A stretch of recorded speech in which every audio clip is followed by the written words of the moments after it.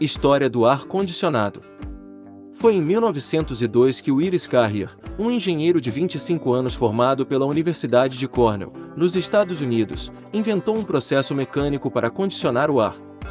O controle do clima finalmente foi colocado em prática, na verdade, para resolver o problema de uma empresa de impressão em dias quentes de Nova York, onde foi feita a primeira instalação por Carrier.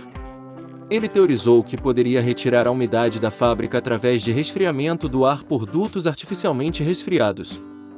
Esse mecanismo, que controlava a temperatura e umidade, foi o primeiro exemplo de condicionador de ar contínuo por processo mecânico. Desse modo, a indústria têxtil, que também tinha grande necessidade de controle ambiental, foi o primeiro grande mercado para o condicionador de ar. Porém, foi em 1906 que surgiu o termo ar-condicionado, com Stuart Kramer. O também norte-americano criou seu próprio aparelho a fim de explorar formas de adicionar umidade ao ar em sua fábrica de tecidos, usando-o em um pedido de patente efetuado naquele ano. Carrier acabou adotando também o termo e incorporou-o no nome da sua empresa. Os primeiros aparelhos de ar-condicionado, assim como os frigoríficos, empregavam gases tóxicos ou inflamáveis como a amônia, o clorometano e o propano, o que poderia resultar em acidentes fatais se houvesse um vazamento. 1910, começo a longo prazo. Mansão foi a primeira a receber uma instalação residencial. A invenção demorou a se popularizar porque, em um primeiro momento, seus inventores ainda não tinham percebido o potencial daquelas máquinas de ar frio. A primeira aplicação residencial do ar-condicionado foi feita em uma mansão de Minneapolis, no ano de 1914. No mesmo ano, Carrier instalou o primeiro condicionador de ar hospitalar, no Allegheny General Hospital de Pittsburgh. O sistema introduzia umidade extra em um berçário de partos prematuros, ajudando a reduzir a mortalidade causada pela desidratação. Em 1919, o Cinema Riviera, em Chicago, convidava os espectadores para sua fábrica de congelamento. 1920, ar-condicionado no cinema. 4 anos depois, em 1923, uma loja de departamento em Detroit, nos Estados Unidos, instalou 3 condicionadores de ar que atraíram multidões de consumidores. Foi nesse período que o ar-condicionado começou a ser instalado em locais públicos. O aparelho teve seu ápice no ano de 1922, no Grauman's Metropolitan Theater, em Los Angeles, e tornou-se uma peça fundamental para o crescimento da indústria cinematográfica, pois, nos meses de verão, a frequência dos cinemas caía muito, levando ao fechamento de várias salas. Tivoli ganhou notoriedade com o cinema climatizado. Em Nova York, o Cinema Tivoli, aberto desde 1921, ganhou em 1924 um ar-condicionado que o tornou famoso. As pessoas faziam fila na porta, mais para aproveitar o geladinho do cinema da 8ª Avenida do que para ver os filmes. Os aparelhos também chegaram aos escritórios ainda nesse período.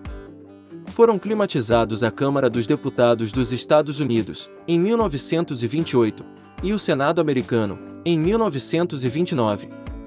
Além disso, no final da década, a Carrier já vendia um modelo caseiro, mas a Grande Depressão, período de recessão econômica, esfriou os negócios. 1930, desaceleramento no comércio.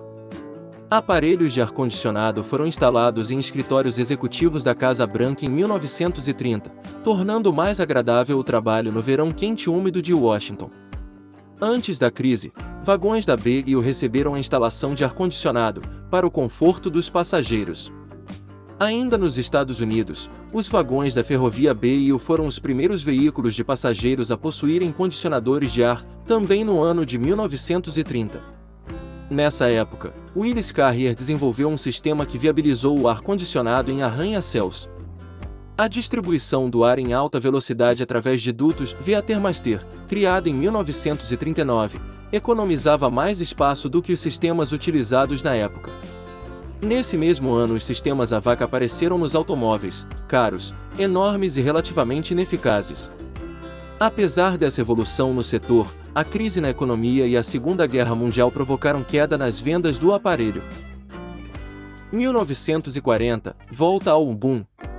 Somente depois desses conflitos o ar-condicionado doméstico começou a ser adotado em massa.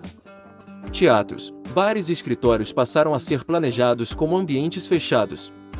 Na Flórida, nos Estados Unidos, hotéis foram erguidos inclusive com janelas pequenas, pé direito baixo e condicionadores ligados na potência, revelando a adaptação dos lugares para receberem a tecnologia da climatização.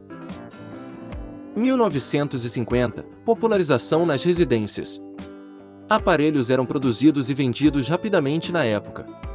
A retomada do crescimento do setor levou ao desenvolvimento da primeira produção em série de unidades centrais de ar-condicionado para residências, feita em 1952 pela Carrier.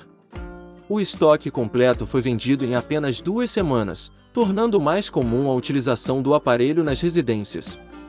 Além disso, em 1957, o primeiro compressor rotativo foi introduzido, reduzindo o tamanho do aparelho e tornando-o mais leve e silencioso.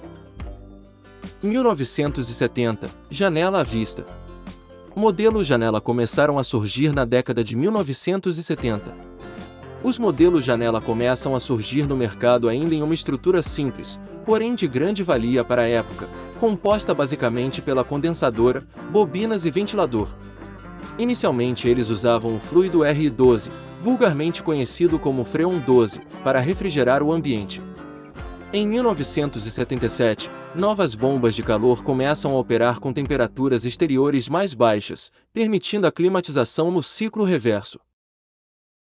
Anos 2000, split ganha o mundo.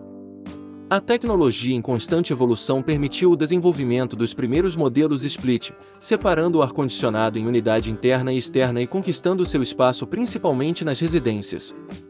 Em 2003, por exemplo, segundo dados da Brava, 60% dos aparelhos residenciais no Brasil eram janela e 40% split. Em seguida, a tecnologia inverter também ganhou o gosto dos usuários, por oferecer pouca oscilação de energia e proporcionado economia nos gastos.